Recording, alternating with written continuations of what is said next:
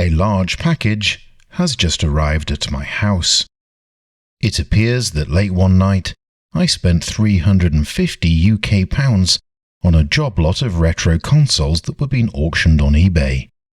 And I haven't been in this much trouble since I cleaned an electric bike in the bath. So we better take a look at what I bought. Welcome to an unconventional retro tech repair.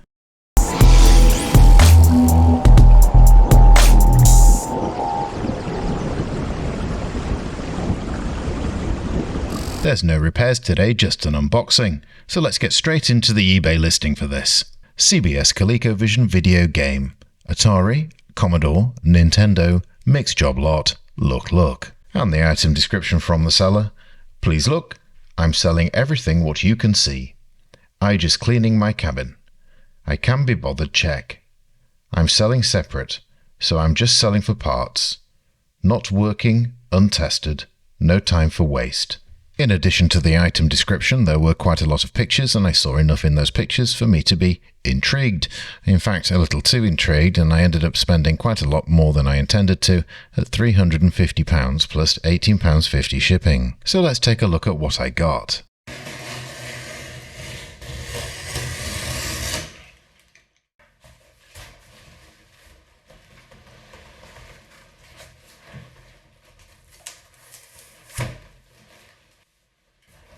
This is the first thing that comes to hand. Looks like maybe some kind of console accessory. It's an MDG3.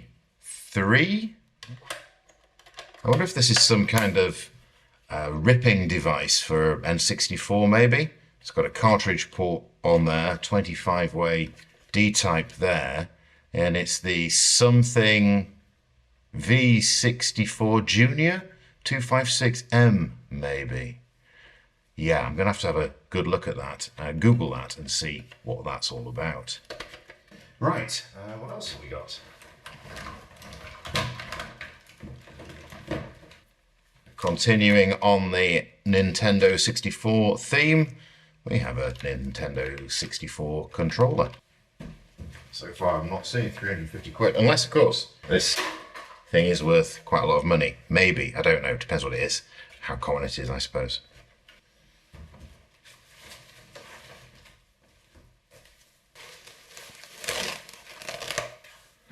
Hey, that's an Atari Jaguar, the famous or infamous console, and I of course only saw photos of it. It's very dirty, but it is weighty, so presumably there are some electronics in there.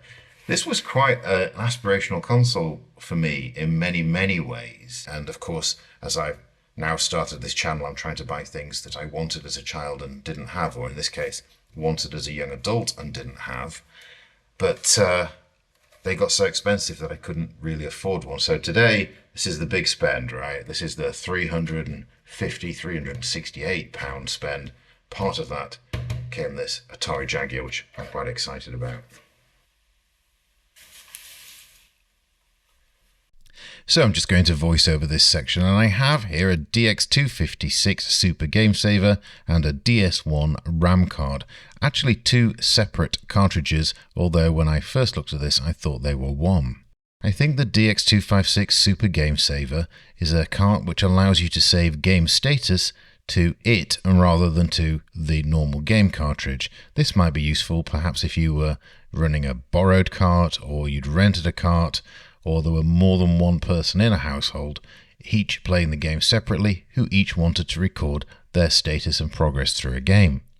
It might also have some utility, perhaps if you were running a game where you didn't have the original cart.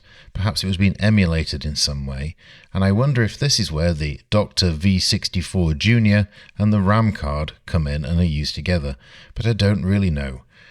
The three cartridges do connect together, and there is a jack on the side which can be used to connect power, presumably if you're not using batteries in the V64 Junior. I don't currently have an N64, but since I have these accessories I could be tempted to get one. If you know how these are used, how they're connected together, or more importantly where I can get software or a cable in order to use them, that would be fantastic. Please leave a comment in the comments section. For now though, let's press on with our unboxing. Well, isn't this a cutie? Look at this. This is, I think, a ZX Spectrum Vega. Now, to give you some idea of scale, I unfortunately can't bring in my own ZX Spectrum. That's going to be featuring in a video, hopefully in the next couple of weeks. There's a lot of work in editing that. But this is a little cutie. Has micro SD card, maybe micro SD card there, and copyright 2015 on the end of it. USB jack and composite video out. No HDMI or anything like that. Kind of joypad, which I'm guessing is probably Kempston, and then a few kind of rubber Sinclair Spectrum-esque keys. It is branded Sinclair, unlike the Spectrum, which of course is the latest clone ZX Spectrum. I understand that is very, very good, by the way, but this is super, super cute. To give you an idea of the size of it, much smaller than even the original ZX Spectrum was. Anyway, maybe we'll have a little play with that later, see if that's working. I'm kind of curious.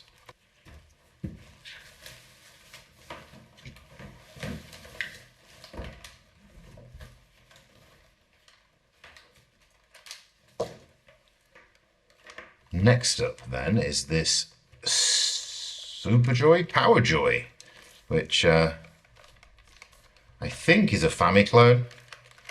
Might be wrong. Has power in and composite out. Cartridge, which has come apart in my hand. The Super PowerMax 60 game cartridge, which I think is, yeah, oh dear. Well, there we are. I suppose we can see what's in it. There's a sticker over some kind of daughter board.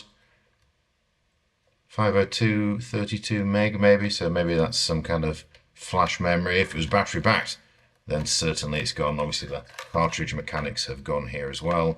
Battery container, we're hoping it doesn't have any batteries in it. Well, I'll maybe look at that later. This, I think, is probably a light gun. It does have a kind of trigger on the bottom. So maybe it was a Famiclone that actually kind of copied the light gun games as well, which would be kind of interesting. Has what looks like a not quite standard 9-pin joystick connector on the bottom. Looks a little smaller than standard. Maybe I'm mistaken. There's probably, I'm hoping there's another half of that in there. Not a lot of value, but maybe some nostalgia interest there. We'll have a dig around at that, perhaps in a future video.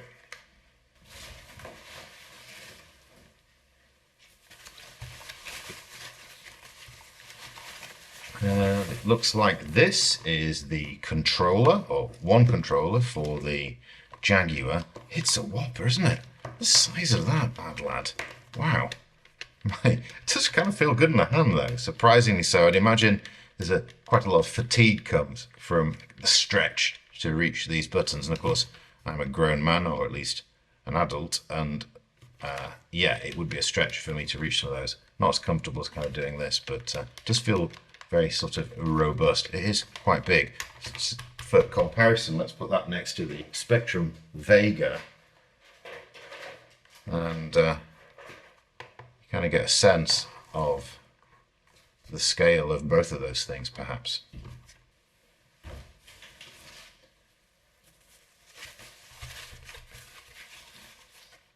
There we are. This is a Intellivision voice synthesizer module, or IntelliVoice voice synthesizer module.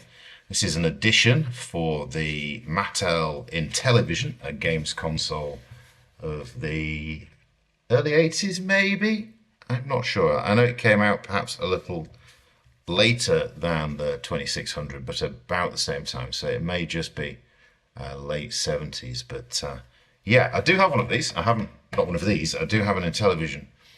Don't know if I have a game that uses the IntelliVoice, but I think I now have an opportunity to search out one of those.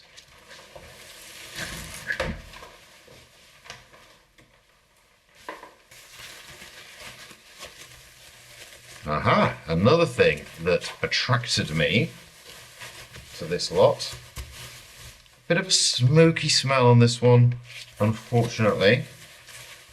And I did repair one of these on the channel before. I did a composite mod on it as well, but I never showed the composite mod, so maybe now is an opportunity to do that. It is a ColecoVision, or CBS ColecoVision as they were branded in Europe, I think. Looks like it is the UK model. Yeah, it's Woodley, Berkshire in England. And there's no kind of RGB out, which I think you may have got on the French model. A little bit of damage to it on the top here. That could very easily have happened in shipping. And there's a few bits of plastic kind of dropping out of it. But yeah, no, that's not bad at all. That was another thing that attracted me to this lot. And it does come with two controllers, one of which is particularly dirty, but both of which seem to be in otherwise reasonable condition. So apart from being a bit grimy, hopefully we'll have some fun with that too. I think I have a cartridge game for this somewhere, so should be able to try that out. Okay, yeah, CBS ColecoVision.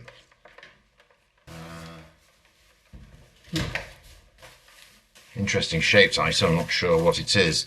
Oh, it's some kind of controller. Wow. I don't think I've ever seen one of these. This is a ColecoVision Super Action Controller. Got a bit of old glue or something on there. But yeah, this is a thing, isn't it? The only controllers I've ever seen on the ColecoVision are those kind of normal keypad controllers that I've seen before. Obviously, this has the keypad on too, but proper joystick.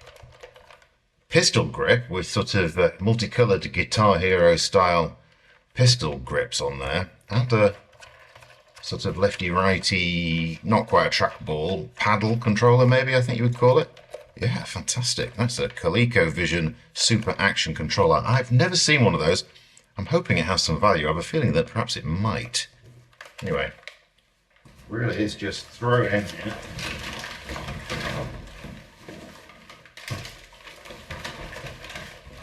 Somewhat ridiculous, massive wires. So, bear with me a moment. I'm just going to take a second to sort some of this out.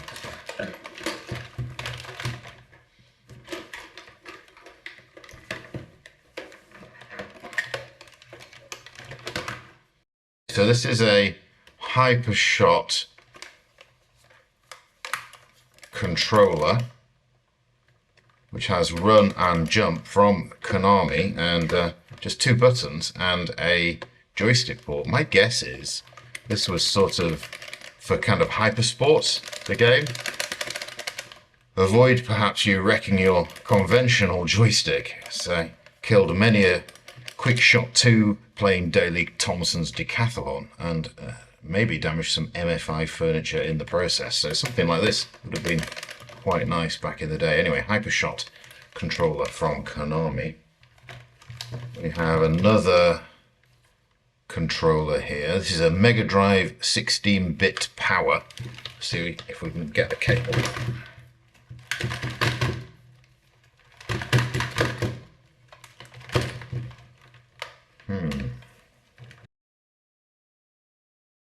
I really don't think I need to film all this, so I'm just going to pause it at this point. This is taking all day. I'm going to separate these things out. We'll see what we have. So after a lot of untangling, this is what I've ended up with. So we have a Nintendo Zapper, seems in reasonable condition. We have another N64 controller. Bit tired maybe that one. We have a mini sort of Mega Drive thing, 16-bit power from Radica, plug and play kind of consolette, and apparently that also comes in red. So we have two of them, whether they were siblings or whether one broke, who knows. We have this kind of Atari paddle plug and play, which I haven't seen before, which is kind of nice. It'd be nice if it had maybe Kaboom on it or something like that, but my guess is it's probably more Atari-based games. A Commodore power supply, which is looking worse for wear. I don't think they work that well anyway. Quite rattly. It would not surprise me if this did not get damaged in transit. It says Commodore power pack on the base written kind of in pen. I am guessing this might be a VIC-20 power supply. I'm not sure. If you do know, then maybe leave a comment in the comments section. So part number 251053-12, and it has 9 volts and 5 volts output. Commodore power supply. And then this thing, which is a bit strange. It's got Xbox written on it, but the label doesn't feel like a genuine kind of accessory from Microsoft, although it does say Microsoft Corporation on it. So again, I'd be interested in knowing whether or not this is a genuine accessory. And it has a sort of Xbox connector, video connector on one end, a European SCART connector on the other, but also an optical out.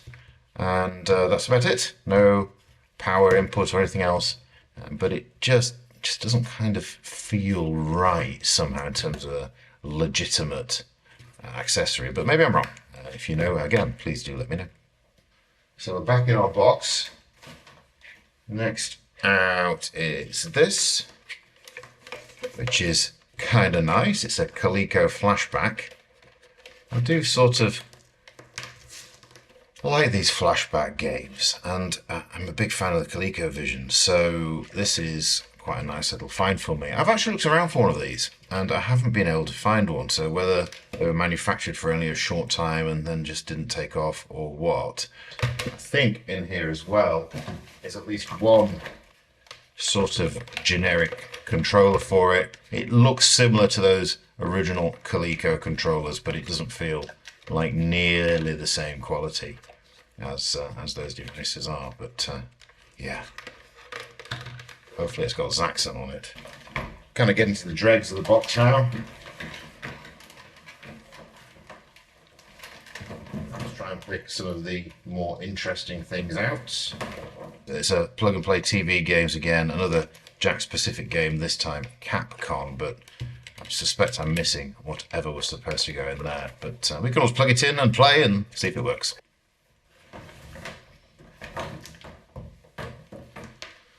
So we have another Jack-specific game, I think.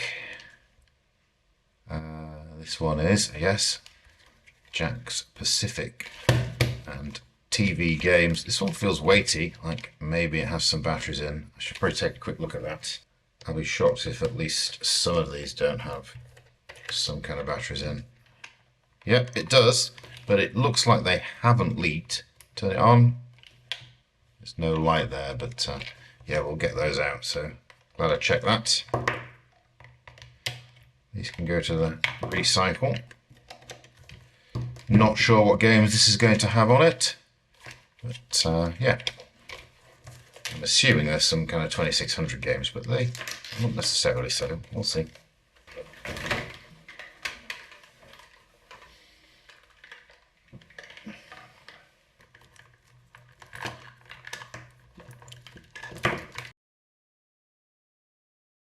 Push those aside a minute. We'll look at this strange arrangement. It's a good product for PlayStation adapter, and use only hazard of electric. That has some sort of strange connector that's been sellotaped together. Doesn't look particularly encouraging, but yeah, I'm not quite sure really what's going on there at all. AC side goes in here to this adapter, then it's sellotaped together, and then it goes to this N64 power adapter, which has AC input 120 volts. So I'm wondering whether this is some kind of Nintendo 64 that was, or somebody had a Nintendo 64 that was imported maybe. And this is expecting to receive a 120 volt. That this perhaps is a 120 volt to 240 adapter. Doesn't really say. Okay, input 220 volts, output 110 volts. Yeah, so that's exactly what it is. So what this is an arrangement to turn a 240 volt supply into a 110 volt supply, which is then sellotaped up into this, which I'm not familiar with, but I'm guessing is some kind of power supply for a US or Japanese Nintendo 64. And then we move into the beige era. And it looks like we have two different power supplies here, both Commodore. This one is for C64, so Commodore 64 power supply, which is hopefully better than the VIC-20 power supply that we had. Assuming it was a VIC-20, actually it may have been a Commodore 64 also. I'm not really familiar with those. And we have a classic example of 80s plug wiring here. Back in the day when you bought an electrical appliance, it didn't necessarily come with a molded plug, and you installed your own, and you get jobs like this, which is probably why they introduced a law that you have to have a molded plug. Anyway, then there's a second power supply here which looks like it doesn't have a plug on, if I could find the end of it. This is also Commodore. It doesn't say what it's for. It's quite a bit bigger than the other, has a square adapter on it. So I'm guessing this is maybe an Amiga power supply with a power switch. If you know, again, let me know. And then this mouse, which is also a Commodore, big old chunky thing. My guess is this is an early Amiga mouse as well, but the number is A01174565. So if you actually know what this is or what it's for, again, just leave a comment for me. And this is I think, yes, a cartridge expansion module. I think what this allowed you to do was to play your Atari 2600 games on your CBS ColecoVision. I really don't know how this worked. It'd be interesting. My suspicion is, I don't know, my suspicion is that in here is pretty much an Atari 2600, and it's really just using the video from the ColecoVision. I think maybe was the ColecoVision a Z80 based processor, and I suppose quite like an MSX in many ways. I think it used the video chip that was the same video chip that was used in the TI-99-4A, maybe, and maybe the same sound chip as well. So my guess is that in here is essentially a 2600, but it'd be interesting to open that up in some future video and take a look. And then the last thing that I wanted to do is I wanted to try something that I bought. And what I've chosen to try is this Sinclair ZX Spectrum Vega. The reason for that is that I have a Sinclair ZX Spectrum repair video coming up, hopefully not before too long. The repair is done, but it does take me quite a long time to edit some of those videos and maybe shoot some B-roll and some other things. But the reason that I picked this, or second reason that I picked this, is it's easy to hook up. It's USB power supply, and then just simple composite wires into the TV here. So we'll plug it in and we'll give it a go. Excellent.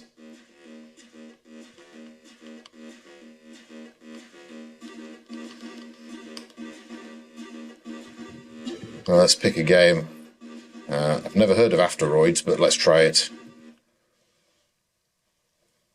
It's a little bit of noise on the audio, but that could be interference from anything that's around, really.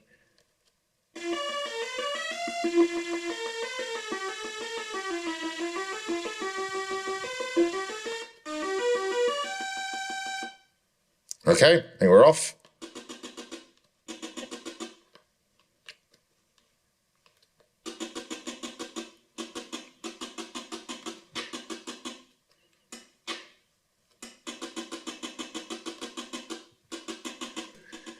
Not familiar with this game, but the four-way scrolling is pretty impressive and very smooth.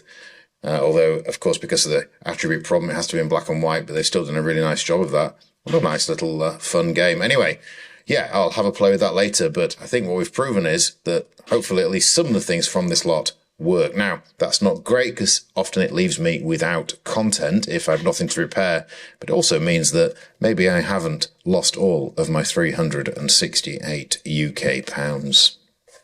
Well, that just about wraps it up for our unboxing video today. Perhaps a little unconventional, but I promise you there are plenty of repair videos to come. Nonetheless, I hope you've enjoyed the video, and that if you have, you'll consider hitting like and maybe subscribing. And until next time, I'd just like to thank you so much for watching Retro Tech Repair. What are you doing? What are you doing? What are you doing? Now the plate. Oops. And back. And off we come with the lid.